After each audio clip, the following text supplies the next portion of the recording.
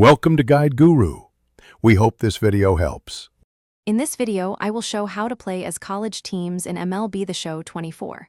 Start by creating a college affiliate roster and assigning archetypes to players.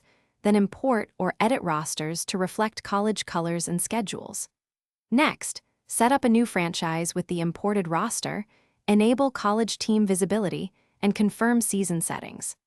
I'll guide you through each menu and offer tips to keep your franchise authentic and fun. Creating believable college teams means paying attention to archetypes and depth charts.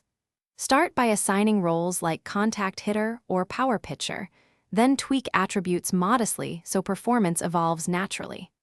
Balance recruiting and redshirt decisions to keep your depth realistic, and use consistent naming conventions for conferences and rivalries. These small touches make schedules and player progression feel authentic, while preserving competitive balance across your gameplay with college teams requires active roster management and smart promotions.